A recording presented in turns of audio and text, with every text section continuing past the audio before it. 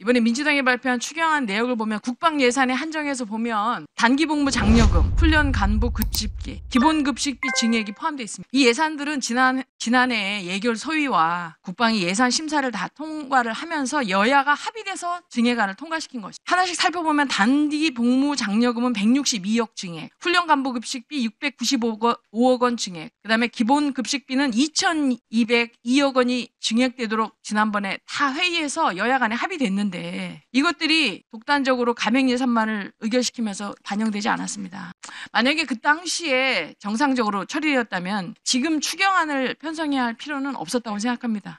지난해 처리했어야 하는 예산들을 모으고 거기에 지역화폐 예산을 끼워 넣어서 결국 이번에 민생회복 추경안이라고 간판을 바꿔다는 것입니다. 저는 대의민주주의를 택하고 있는 대한민국에서 다수결이 중요하지만 결국 다수결에 의한 표결은 합의와 협치를 했음에도 불구하고 그것이 어려울 때 마지막 수단으로 해야 되는 게 저는 다수결이라고 생각합니다. 다수결이 원만하게 합의되지 않으면 다수의 횡포라고 저는 생각합니다. 이것이 대통령이 지난 비상계엄 선포 이후로 밝힌 야당의 예산 삭감의 문제점도 하나에 포함되는 이유라고 할 수 있습니다. 방금 강선영 의원께서 국회의 국방 관련된 장병들 및 초급 간부들의 처우 개선 비용에 대한 예산을 국회 민주당이 증액에 역할을 하지 않았고 삭감했고 이런 정말 허위 날조를 넘어서 망상에 가까운 주장을 하고 계십니다. 국회 예산결산특별위원회 위원도 아니면서 그동안에 국회 예산결산특별위원회에서 어떤 예산심의 과정을 잘 알지도 못하며 여기 계신 김선호 권한대행께서 예결위 간사인 저한테 찾아와서 5천억 규모에 있어서 장병들과 초급 간부들의 처우 개선, 기본 급식비에 대한 인상에 대한 예산 증액 요구를 했습니다. 저는 이 상임위 과정에서도 그것은 반드시 필요하다. 하지만 대통령이 그 필요성을 인정함에도 불구하고 기재부가 애초 예산을 편성하지 않은 점을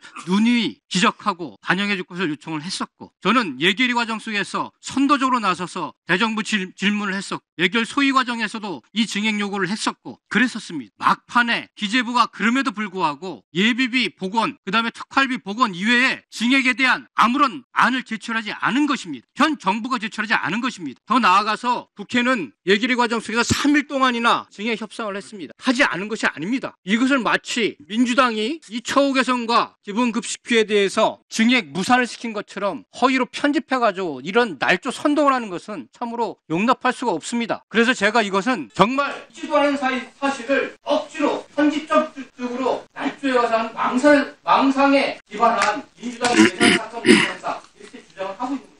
1분 더 주십시오. 마무리하시죠. 아니 이건 되게 중요한 국민들과 장병, 군인들에 대한 메시지 아닙니까? 여기서 마무리해 주시기 바랍니다. 충분히 시간 드렸습니다.